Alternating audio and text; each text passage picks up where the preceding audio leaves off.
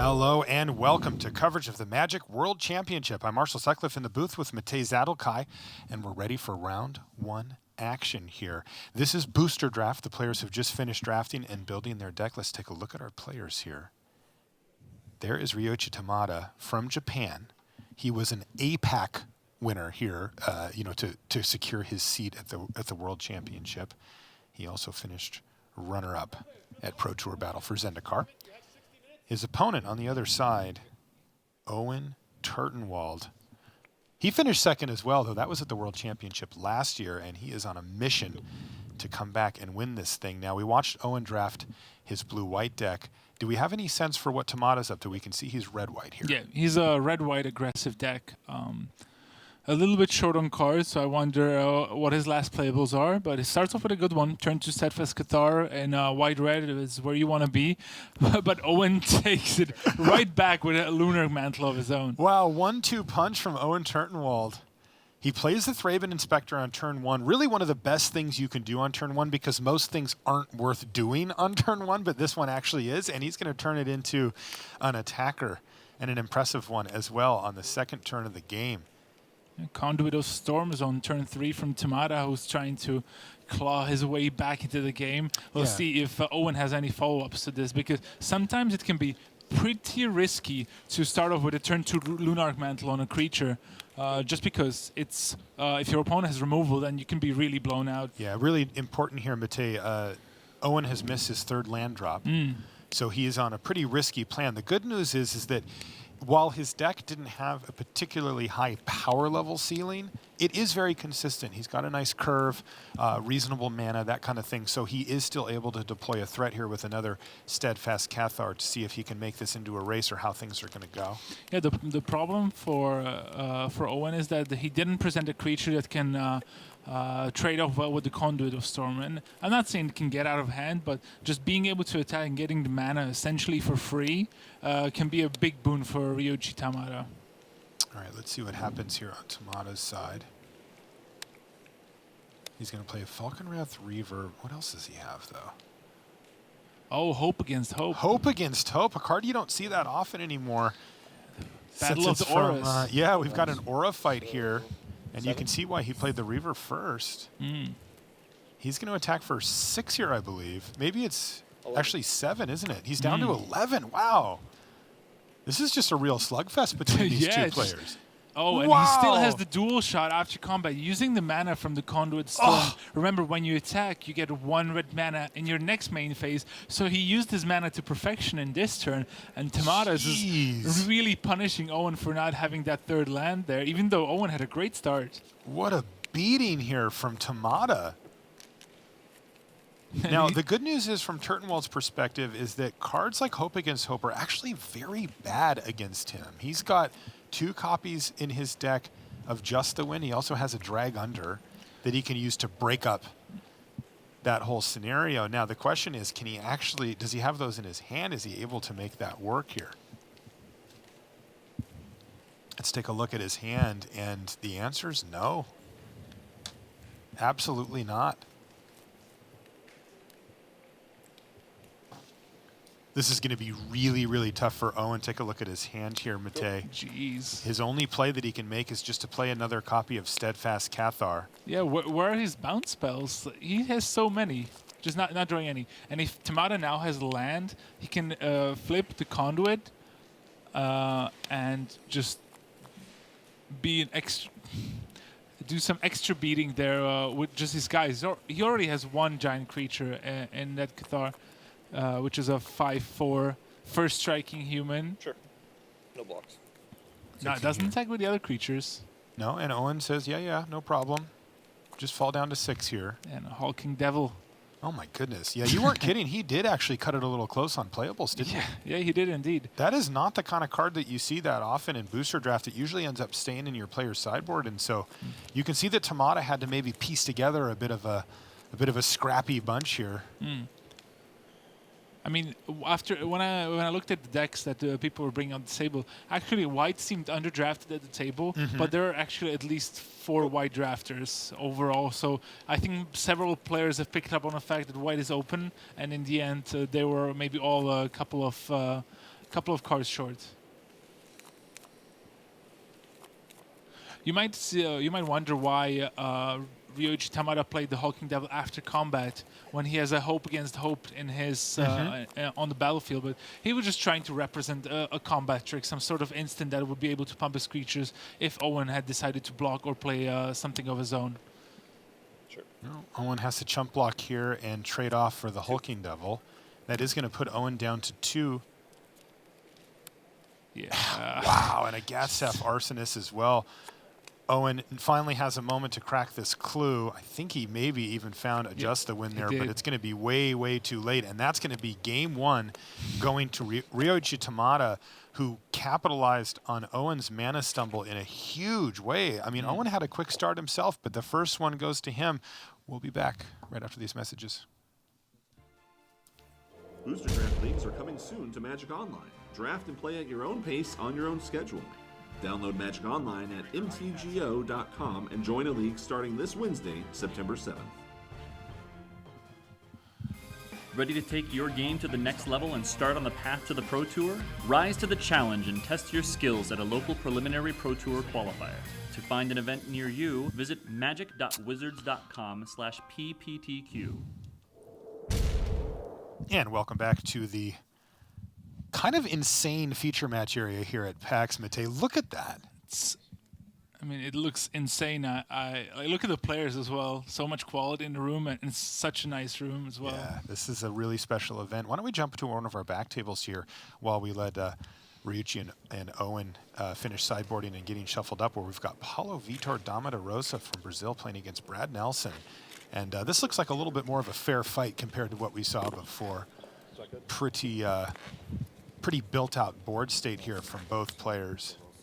Look at that. Brad played 2 spells in 1 turn, and Paulo think had to flip 3 vampires. Yeah, interestingly, I think that the Asylum Visitor is actually just triggered for Brad Nelson there, because I think that Paulo was out of cards there on his turn. So you don't see that too often, but here we go. Black-white for Nelson. Looks like he's got a little bit of a Delirium sub-theme going here as well. You can see a Choking Restraints up there locking down a creature from on Paulo's side, and Paulo's now working out the combat math to see if he's got some clean attacks here with that Quilled Wolf. It looks like Paulo is actually low on resources, but his board looks decent enough. If he has a Quilled Wolf, then he can just pump it up and have all his Werewolf slip on Brad's turn. Not bad. Yeah, it's pretty good.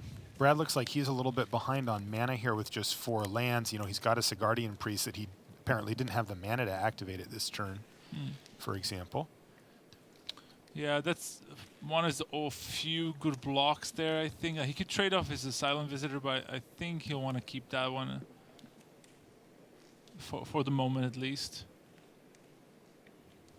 Yeah, he needs to... The Quilled Wolf can be pumped up to a 6/6, so he definitely needs 6 power. And these are the 2 of the worst 3-power creatures that he has on the board. And it'll force Paulo to pump up his Cold Wolf, kill both creatures, and now, as before, flip, flip, flip. All right, so these werewolves are all going to transform. Somehow Paulo ended up with 3 of the old school Shadows over Innistrad version. You know, the ones from Eldritch Moon require some amount of mana to transform, but these ones, if everything's quiet for a little while, they come out to play, and they are certainly here now. Paulo trying to clear out some blockers so that he can set up some powerful attacks next turn and capitalize on the fact that Brad's only on 4 lands here. Yeah, but a full grip. So I think if Brad can at least play like a 3-drop, you know, he still has the Sigardian Priest to tap down the 5/6 werewolf, and at least the Asylum Visitor can trade off with one of those guys. And this also works. Yeah. He has to kill a creature, and now he can still leave up the mana to tap the 5/6 while being able to trade with the 4/2. Also, pretty safe to assume that Brad has some number of Ironclad Slayers in his list as well. And, you know, he could maybe set up a longer game going forward if he does hit his mana, where he can buy that Boon of Emrakul back and start really chewing through Paulo's defenses. You know, I think that after Brad passed, you know, when we first came in, Paulo looked like he was pretty significantly ahead, having curved out, dumped his hand, and had more creatures on the battlefield. But I think that we may be seeing this game start to slip back towards Brad Nelson's turn, as in his favor, I should say, as Paulo is now trying to just jam in as much damage as he can, but it's going to be pretty tough. Yeah, now that Paulo is attacking here, if I was Brad, I would probably try to trade with the 4-2 trample, the flipped werewolf. With yeah, the Timber Shredder is a big threat, and I think that he sees the same thing that you do here, Matej, and he's going to go ahead and block with the Asylum Visitor. It's still 3 damage from trample, so put Brad down to 10. But that's a good follow-up from Paulo there. He's got the backward survivalist, yeah. Yeah, you can see that Paulo's deck isn't flashy, but it's provided a lot of beef on the table that looks like it's ready to rumble. So, a nice thing about the survivalist is also that it's a human, so the Guardian Priest can't tap it. If it would ever get to that point, but the 5/6 is one of the pack is certainly the scarier of the creatures on the battlefield. So Guardian Priest has a rough time keeping that down. Brad just cannot find that 5th mana here. He's managed to keep himself alive, but you got to figure, you know, with 4 or 5 cards in his hand every turn, he'd really love to just peel a land off the top and put himself right back in this game. The cost on that Guardian Priest is looking a little steep this game.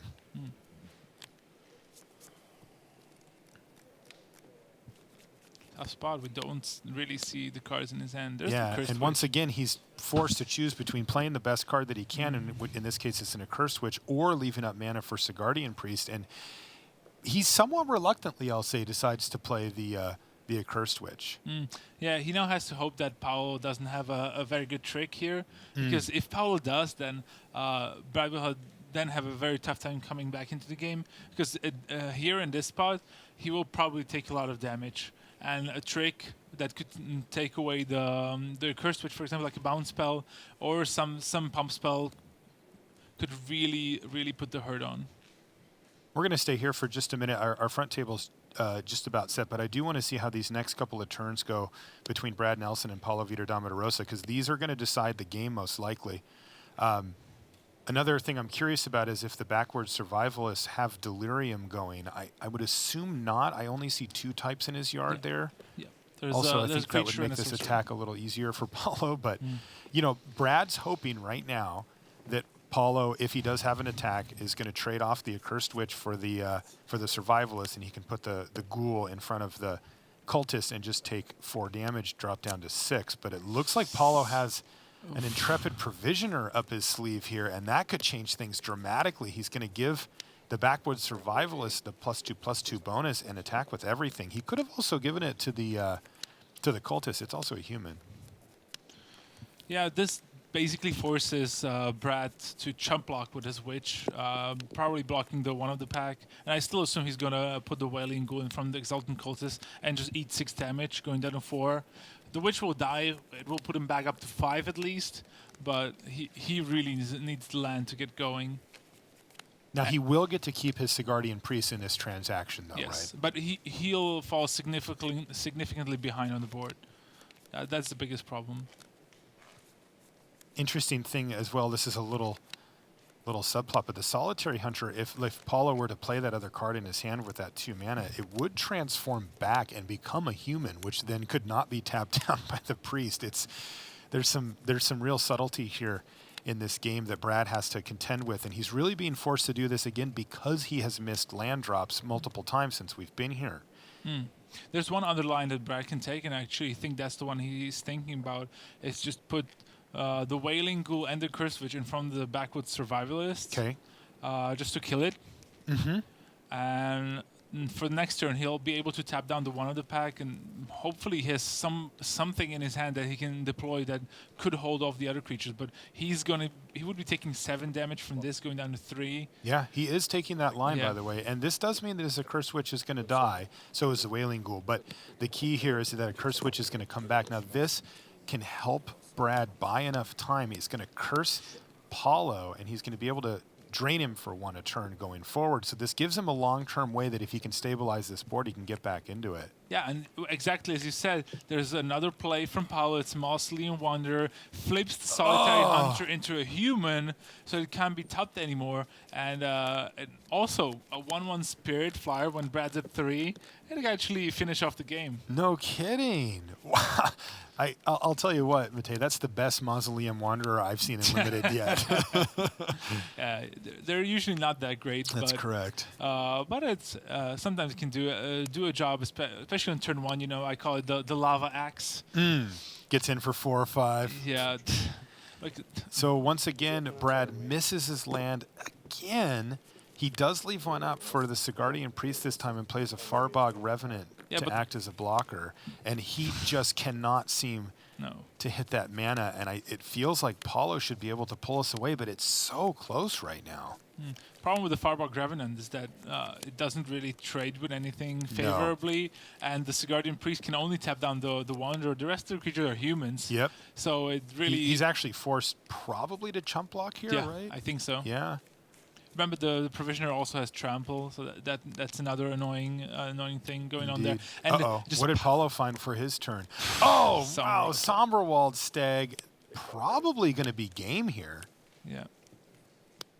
Ooh, no, I spoke too soon. Oh, no, he has the Mausoleum Wanderer. But the Mausoleum Wanderer to count it. That was Strength of Arms, the combat trick from Brad Nelson, but Paulo snaps it off. He counters it using the activated ability, and that Mausoleum Wanderer just wandered into the pantheon of best Mausoleum Wanderers of all time.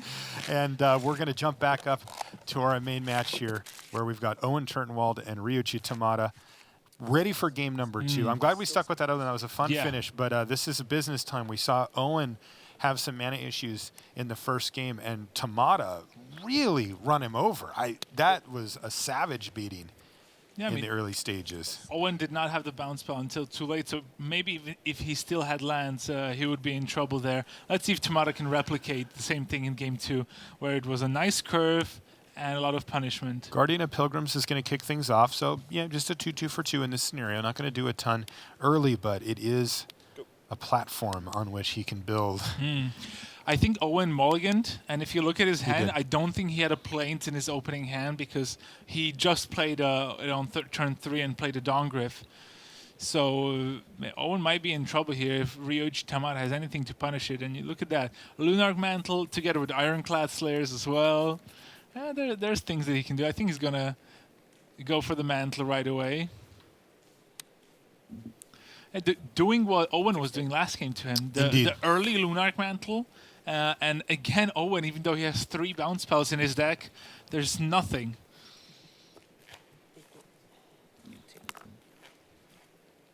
All right, let's see what Owen has here. Well, he's got a Steadfast Cathar, but wait, there's more. He's also got a Sigardian Priest. He drew another plane, so that enabled him to play 2 drops on turn 4, which is nice. That's great.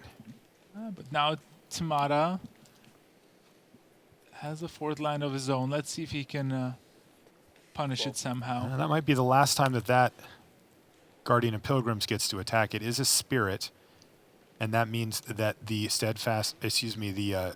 Sigardian Priest can tap it down, and it's the most awkward scenario as well, because it means that Lunarch Mantle, at least until Tamada does something about it, will stay there, and it won't be able to buy it back. It's not a traditional removal spell. And it looks like Tamada actually just sees the writing on the wall and says, I'm just going to run out this Ironclad Slayer. Yeah, he just needs to play out a creature here. Yeah. The 1-red mana up should signal to Owen that we've seen dual shot in the game before. But we know that Ryoichi Tamada has Otherworldly Outburst in his hand as well. And remember, the players do have the card pools from each other. They saw them before shuffling up for game 1. So Owen will be aware about that Otherworldly Outburst that Ryoichi Tamada is representing right now. I'm curious. He knows that it's in the pool, and maybe Owen will have actually spent some time to sort of do a rough build. But you noticed earlier that Tamada was a little short on playables at the end of the day. And I mean, when you're running Otherworldly Outburst in your deck, things didn't go great for you. And I'm curious to see how much Owen will be able to, pin down that that's a card that he may actually have in his deck. Because if I just took a glance at my opponent's pool and I saw that, I think, well, they probably didn't run it. Yeah. Now, dual shot, though, is going to definitely be in Owen's mind. I wonder if he even did a little sideboarding around dual shot. We can see the Steadfast Cathar still in there. I mean, he couldn't, retool his whole deck around one card, but it's something he's going to keep in mind. Thalia's Lancers here for Tamada. Looks like no search, unfortunately, for him. It's a 5-mana 4 for first strike. I mean, that's already decent enough. You don't need an Avacyn in your deck to make it good.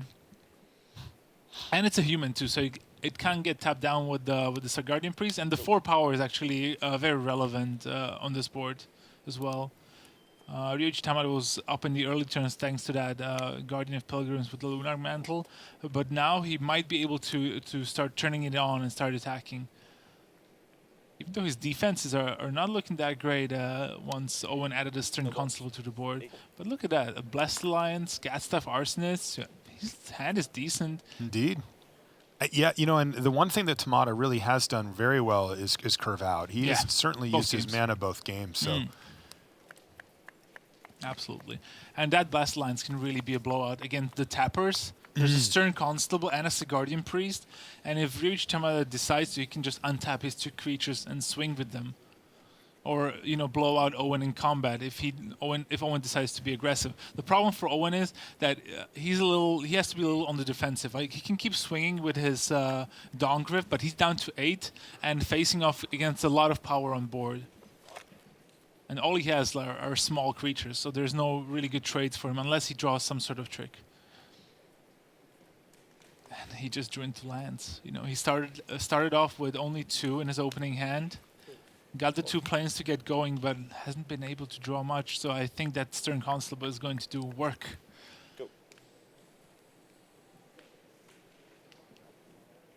Well, like you said, he's just going to keep chipping away with the Dawn Griff, but now Gatstaff Arsonist is going to transform here. And that's a 6/5 with Menace. That thing's no joke. So that is now going to have to be tapped with that Sigardian Priest. That's right. And you can see Tamada's confidence. The little move. Is that what you see, like when he sits up like that? Yeah. And he did, the way he pointed that, like he wanted to move to his attack. He's like, yeah, I want to go. And now, this is the point that Tamada is thinking: should I go for Blessed Lines here? It's interesting. I mean, looking at the board state, Owen only has the 2 blockers. Instead, he's going to wait another turn here and play a Faithbearer Paladin. But again, this curve has been nice. He just curved into 5/5/5. Right? Yeah. That is tough to beat from the other side. You can see Owen draws that card with a little extra panache on it. You can tell he wants something. Yeah, of course. He's usually a master of the stone cold face, not giving anything away. But I think you can already see that he's really desperate for something. And I think he sideboarded in an interesting card, if that hand is correct. Yeah, Runaway Carriage. I don't think he had that in his main deck, but I think he just wanted a big creature that can hold the fort. Big blocker. 4 mana, 5/6 blocker. Yeah, why not? It might be Tamada's time to pounce here, even though it probably would have been better than the last turn. It would have really forced Owen into the defensive. He would have had a smaller board. And now there's a 5/6 to contend with.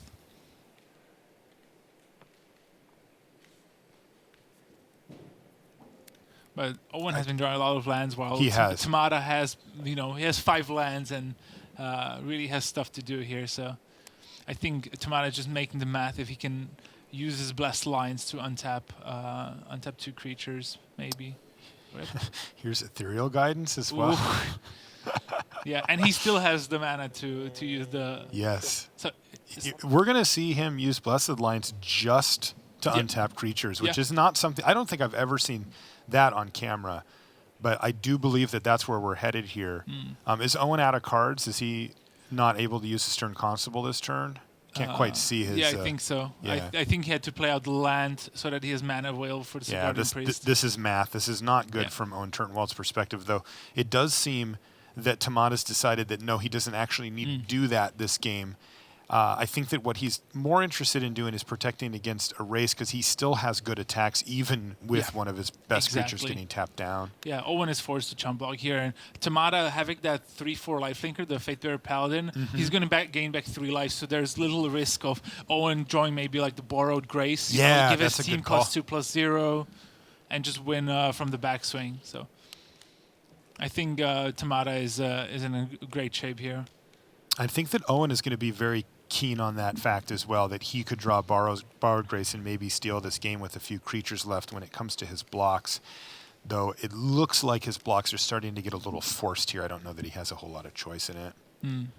I think he's fine like this. He's going to take go down to 5 from the Ironclad Slayer. Tamada up to 13. 15. Oh, 15. Okay. All right. So small error in life totals. Oh, it was a +2 power, of course, from the ethereal guidance. So That's right. so two more life points, and then post combat unruly mob. Why not? Well, I can come up with a few reasons Yeah. why not to play post-combat Unruly Mob, but Oh, but it's still fine. he may have wanted to leave up cards in his hand as well. Looks like a Niblis of Dusk is what Owen found. Just really not what he wanted to see here. He has fallen so far behind. When you're casting 3-mana spells and your opponent's casting 5-mana spells, it just your time is very limited here. He needs some big punch to get back in it. And I'll say as well, his deck doesn't really have it. You mentioned Borrowed Grace as one of the sort of big sweeping win conditions that he can piece together, but he opened no bombs. He opened no really powerful stuff. He's got good cards like the one that Tamada just pointed to, the Ingenious Scott, but nothing that just says, oops, won the game. Yep. Yeah, so he's playing Voldaren Duelist, making sure that the Scab doesn't get to block, and I think this is basically over. Yeah, it is, and he takes a look at his life pad, and a rough start for Owen Turtenwald and a great one for Tamada. 1-0 with a white-red deck that actually looked pretty good on paper here as it curved out, though we did see a couple of borderline cards in his list, but he'll be so happy to pick up a win against one of the best players in the field, and Owen Turtenwald. Yeah, fortunately for Tamada, he got to draw his early game creatures. He curved out, and Owen was just never able to get back into the game, and that's the problem with blue-white. If you're not on the board quickly, don't have the right answers, then it's really hard to win. Yeah, it makes those bounce spells, the Just the Wins and stuff, look a lot worse when they get to just recast the creature again.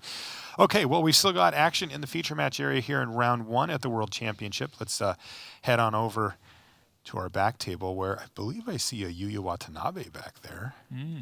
Who is he playing against? He's playing against Takamura. Right, the 2 Japanese players. There were actually 3 at the same table, including Tamada. So 3 out of the 4 on the same table. I'm sure they weren't that excited about it. Look at that. We have a nice white-black mirror match. The 1/1 spirits, some flyers. So this might end up being a grind fest, that's for sure. Yeah, absolutely. Of course, Takamura won Pro Tour battle for Zendikar. That is how he secured his seat here.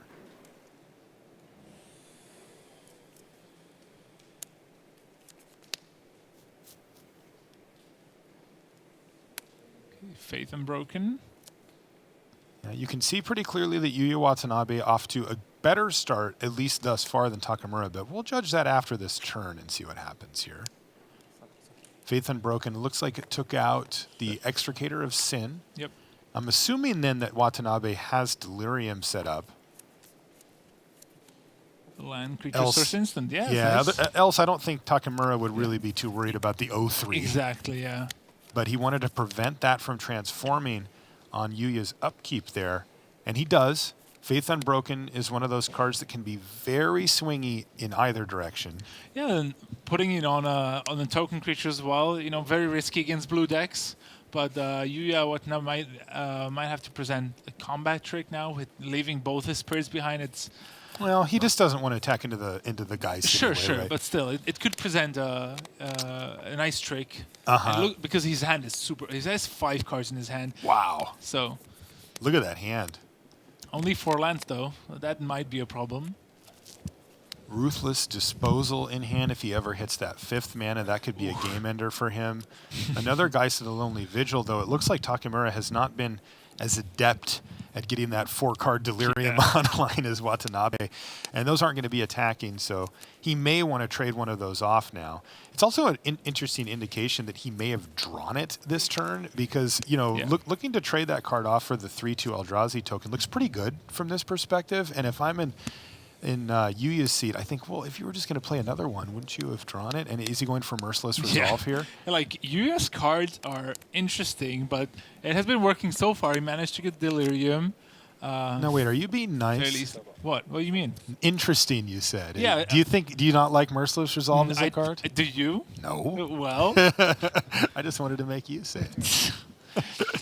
Well, but I mean, sometimes you can make it work. Yes. Not often, but sometimes you can. And Yeah, and you can see the synergy that he has here. It can give him Delirium at instant speed if he sacrifices a land, and otherwise he sacrificed, half of a spell basically here. Look at that. A Black Vessel, another card that Vessel of Wow. Yuya went deep here. He is playing some fringe playables and kind of making it work, I have to say. Yeah, it's interesting that Vessel actually exiles the card, Yeah. so it makes it harder for Takemura to get Delirium himself. This is a sweet matchup. Yeah, look at that. 6 cards in his hand. Like, could be worse. This is game 2 as well. Yeah, I think in this matchup you want to be grindy. I wouldn't be surprised if you actually cybered the Vessel in. Yeah, that's what I was thinking too. Both players have the combat tricks, the removal spells, and whatnot. So, but there's a good card off the top. Voldarn Pariah for Takemura, one of the best rares in the set. Yeah. Oh, he is going to be able to do serious work with that. Now, at the moment, there's a lot riding on that little 1/1 Flying Spirit, right? Yes. Well, I should say 3/3 in this case. But he doesn't want to sacrifice that if he can help it. Now, Yuya, remember, has Ruthless Disposal in his hand here as well. And he hit his 5th mana, Yeah, and off we gonna go. go for it. Ruthless Disposal is going to take out the Pariah and the Spirit. Oh, man. Yeah, it gets rid of the. It's going to get rid of campaign. It's going to get rid of the whole board here, right? Because I think Takemura just sacrifices his 3 creatures to force Yuya to sacrifice the token, and then everything's gone. Well, I'm not exactly sure about that because. Is having the 2 vigil, the guys with only vigils, better? Yeah, because like once his spirit dies and the Pariah dies, he's going to have a creature and an enchantment in his graveyard too, along with the sorcery. So it's going to be only one short of Delirium. Okay. So I think this is his big decision. Like, does he want to make sure that Yuya does not have a 3/2, or do I want my 2/3 potentially attacking flyers in a couple of turns? No, you're right. He should just keep them because even then he can just trade one of them off. Worst case scenario. Yeah, exactly. Right? So yeah, he should. He's thinking about it a lot. He's going through the same process that you and I did here, but I think the correct play is to not sacrifice. It might also be a question what he has in his hand. Absolutely. We don't see that card just yet, so he has more information than we do. Right. But I mean, he's tapped out as far as the board Yeah. goes, but what for his like to follow-up craft play his is. following turns and whatnot. Totally. It's now going to be interesting because what Takemura can also do, if he sacrifices the creatures, Yuya gets back the Extricator of Sin, right, from the Fate Unbroken. Right, so he's actually going for it. So he's gonna go for the flip. Okay. Because the Extricator is gonna come into play, and yeah. So they're speaking fast in Japanese, trying to figure out what is happening. But the way the triggers work is the Extricator of Sin would enter the battlefield, and then the Voldarn Pariah trigger and flip would go off. So it's better to do it this way because otherwise Yuya could have sacked the swamp, get another creature on the board, and so on. Yeah. Super interesting spot there with the timing on the triggers and what the board state could look like from either position. Takemura takes the original line that you and I had discussed, ultimately deciding just to get the board cleared off. So you started to draw some land, so let's see if he can deploy the creatures in his hand that he had. Only faces down a Militant Inquisitor and still be on 14 life. Now plays a 2/4. He should be more than fine. I love Ruthless Disposal. It's so good. Yeah, it's one of the few cards in the set that could do what happened right there. Exactly. To reset that board. He was facing down a super bomb and a creature that was holding one of his creatures hostage while beating him down for 3, and it just erased all of it. And you're slowly crawling back into the game. He has Rise from the Grave, which he can use to bring back a creature anytime. He also just drew an Abundant Maw, the 6/4 Drain Eldrazi. Love that guy. And he could actually... He's actually creeping his way up to just casting it at some point here as well. Looks like he's going to go for the Extricator of Sin again. This time he's going to sacrifice a land, so that plan's not going to work. But yeah, but he has Delirium, so the Extricator is actually presents a huge risk because it can flip into a 3-5, I believe. Yeah, with Vigilance, and it gives the other Yeah. things Vigilance, and you can sacrifice non-Eldrazi to make Eldrazi's that then also have Vigilant. Like, it gets out of hand pretty quickly. Yeah, in the right deck, especially in white-black, where you have the time and you can really get going, the Extricator is really good.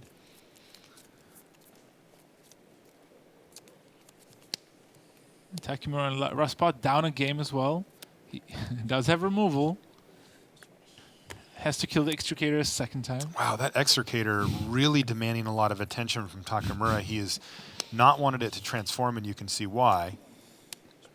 Hound of the Farbogs, why not? So 5 mana, 5/3, a classic Yuya Watanabe deck. You know, And somehow he's winning this game. and he still has Borrowed Grace. You know, it has Menace, right? Was there a Survive the Night in there as well? Yeah. He had it in his hand for quite a long time. Yeah, he is doing it. There's a Shield Mate, so 3 mana 2/3 that pumps other toughness, creatures. yeah. And it looks like he's decided to double block the Hound of the Farbogs, as he must if he wants to block it. It does have Delirium, which gives it Menace. And now he's gonna get blown out by that Survive the Night. This is a crazy game, Matei. Yeah, I love it. Like, No, but Hound of the Farbogs gets double blocked. Now he gets to blow him out with Survive the Night. Like, wait a minute, what? No, but I mean, we've touched on it during the draft. The packs were not that powerful. That's and, a good this point. This is what sometimes happens. Indeed. Okay, so he's not going to use Survive Night. He's going to go for the Borrowed Grace because that puts the Hound up to 5 toughness. So And also puts Takemura dead next turn. yeah, exactly. Since the 2 unblocked creatures are going to bring him all the way down to 2 life here. And he, of course, gets to keep his Hound of the Farbogs in that transaction. A swamp off the top for Takemura means this one's about in the books. Yeah. And that, in fact, is going to do it. Yuya Watanabe, with a scrappy little pile there, puts together a 2-0 to start his day off. And like you said, you know, that is a big deal at these tough tables where everybody knows what they're doing in the draft portion. You don't always just get this perfect, draft exactly. deck. And you need to be able to piece together a draft deck based off of stuff that maybe you wouldn't prefer to have in your deck, like a Hound of the Farbogs or whatever. I think that's the fantasy of this format overall. Is like sometimes you get those really sweet decks, super synergy, high power level, the turn 5 kill kind of decks. Yep. But sometimes you just got to be scrapping it on the ground, make do with what you have, and just survive the night your way out of the match. Indeed. All right, let's jump over and see what Reed, Duke, and Oliver 2 are up to. You can see Oliver here. Whoa, they got a lot going on here, Matei. These are the tough ones to jump in on just because there's so many moving parts on the battlefield here. But from a big picture perspective, you can see that Oliver is playing green-white, and he's got one of the more powerful cards, especially after Eldritch Moon came out and changed the format around. You can see at the bottom he's got Ulvenwald Mysteries, and man, that card is a powerhouse. It was great in Shadows, and I think it actually got better after the format changed. Yeah, definitely. Now, I can tell you that Reed Duke's deck is very nice as well. He's down a game, but he's got a beautiful blue-red deck. I got a chance to actually look at the list, and wow, the thing is fantastic. Though he looks like he's in a pretty tough position here, as Oliver 2 has really been able to grind him out with that Ulvenwald Mysteries. Yeah, behind on the board. And there's also an unassuming card at the bottom, the Cryptolith Fragment. Yes. The 3-mana artifact, but whenever Oliver taps, not only does he get a mana, but also makes each player loses 1 life, and with the Reed being on 5... I don't think Reed can win this game. Yeah, I don't think so either. I don't, like, being blue-red, I just don't think he has any way to interact with that Cryptolith Fragment, and even if Oliver just sits here and does nothing else but tap that for the turn, Reed doesn't have the type of board state that can put together a clock to get Oliver from 20 to 0. It's just not going to happen here. Yeah, and Reed did go through a lot of cards there. No attacks from Oliver here. He's being conservative. I'm surprised. Wow, it's very conservative. Yeah, I mean, suppose he doesn't have any great attacks. Yeah, also, we just came in. There's a lot of cards on the battlefield already. I think I saw a Fortune's Favor in the graveyard, so there might be some card that Oliver knows about that doesn't want to tag into. So he might just wait one more turn for the Dauntless Cathar to untap because it was targeted by the Press the Advantage. Okay. So he's going to untap, and he has the fragment as well, so he can just start draining Reed as well. So no need to overdo it, but I'm pretty sure he's going to attack the following turn.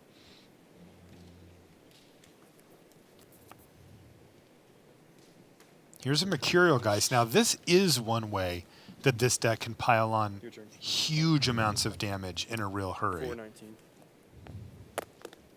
It does take some pretty special things, from Reed Duke's side, but, this thing can easily attack for 7 points of damage in the air. Oh, yeah. And you can do it a couple of turns in a row and get Oliver dead. Does Oliver have any way to interact with flyers currently?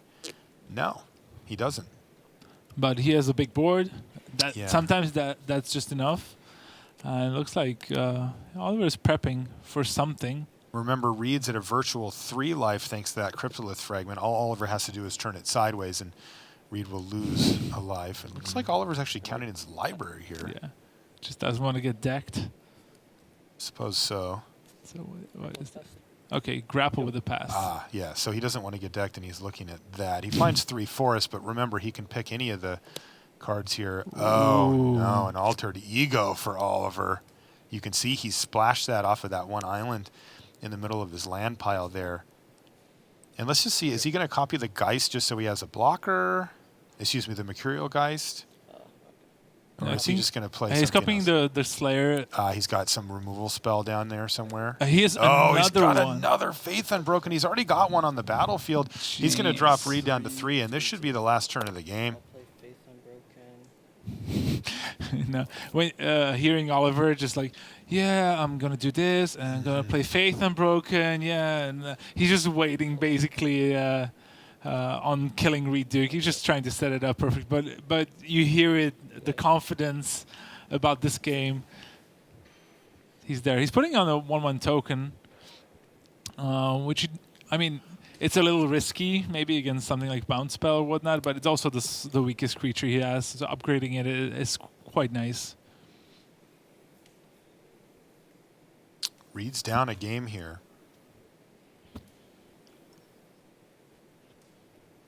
His deck looked really good too when I saw him build it. I would be very happy with a Reed Duke draft deck. I would too. It just seems like he was just falling behind. In a Chilling Grasp. Okay. You were So he's got a Chilling Grasp here, which is going to proactively tap down 2 of the attackers and keep them tapped down. Yep. And Okay. is this going to help keep him alive for another turn?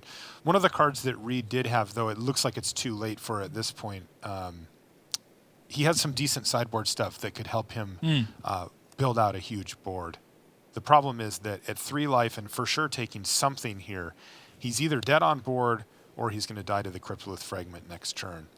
Oliver hesitated there a little bit. I'm wondering if maybe it's a little nervousness from him because Oliver's only 18 years Yeah. old. He was our Rookie of the Year on the Pro Tour. He had an absolute fantastic breakout season, but this is a big stage for a young man like Oliver. of course, Reed's been here before. He's in the comfort zone.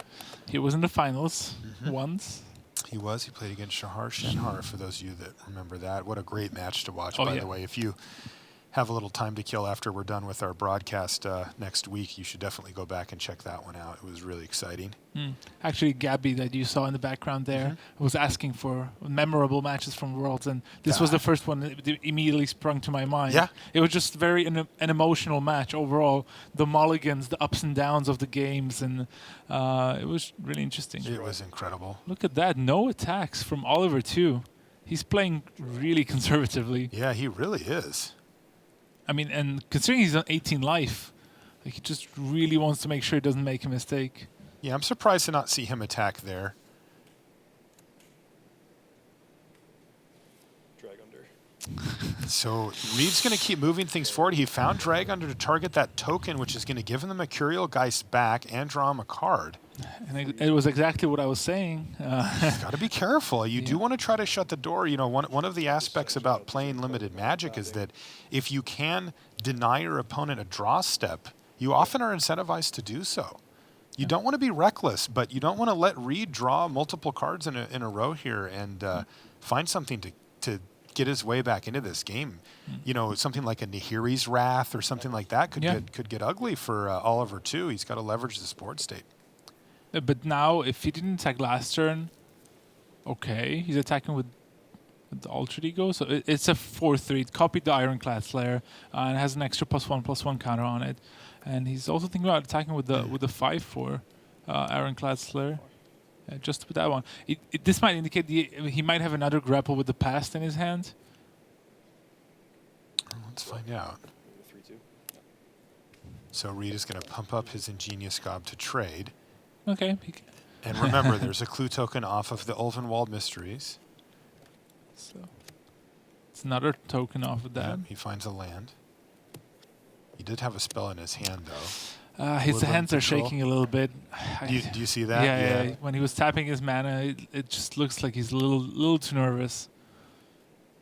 And he was testing with Andrei Strasky, so.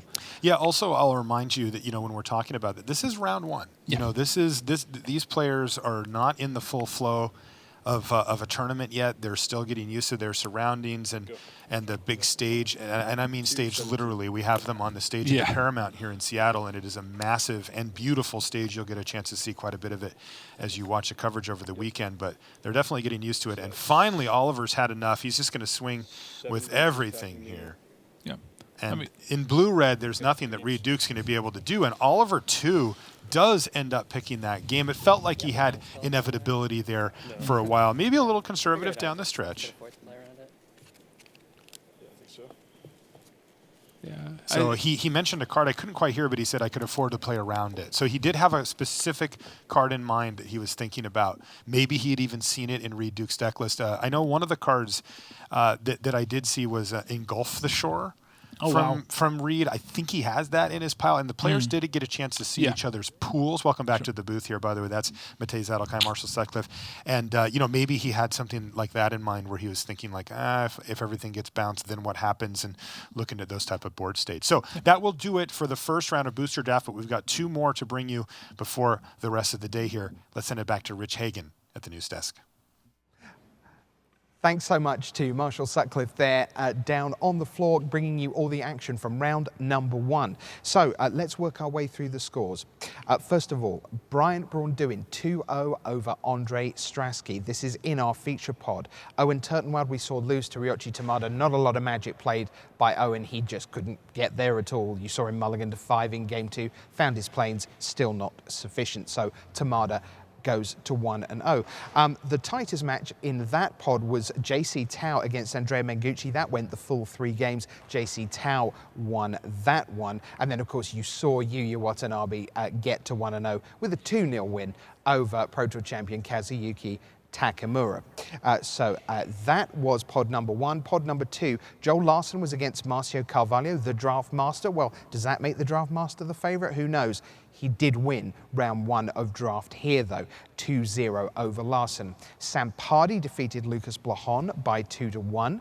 Shota Yasuoka in a big heavyweight clash was against another Hall of Famer in Louis Scott Vargas. That was a 2-0 win for Yasuoka. And we've just seen Oliver 2 take care of business over Reed Duke. Now, the last match of all to finish was Niels Norlander against Mike Sigrist. That's just done, so we're not far away from round 2. But down there on the Paramount stage is Brian David Marshall, and he's going to get a word with one of our victorious players.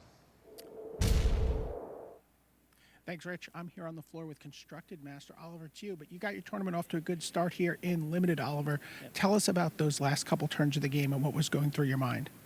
Well, I knew I could win that game. I just needed to play carefully. He's a blue-red deck with a lot of tricks, and maybe I was playing a little too cautiously at the end there, but I figured I had inevitability because of my Cryptolith fragments, and he was at such low life that I would eventually win if I just stayed alive.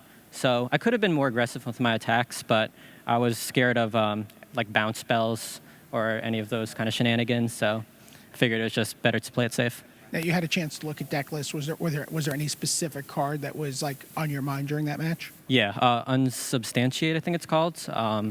He could have got my creature with the Faith Unbroken on it and got back one of his creatures and made combat a headache, so I figured I'd just stay away from it.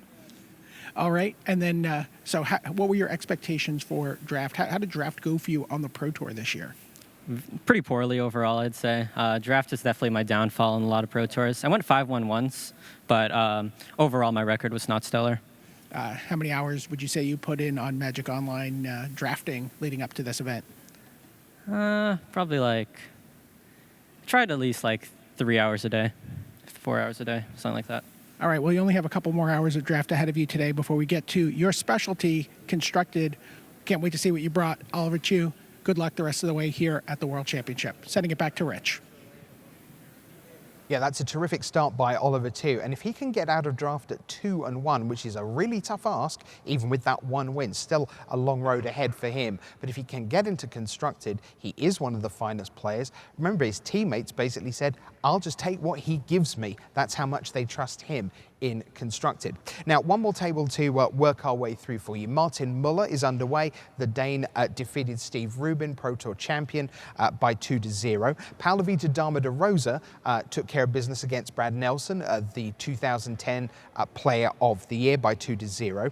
Seth Manfield, your reigning world champion, begins with a loss, which is something. His first loss was deep last time around, but Thiago Saporito defeated Seth Manfield by 2-1. And finally, that last match that's just come in, Mike Sigrist defeats the Magic Online world champion Niels Norlander by 2-1. So that brings you all the scores from round one. That means our players are already heading down to our luxury feature match area for round number 2. But right now, it's time to mark your card for the Eldritch Moon Draft Archetypes.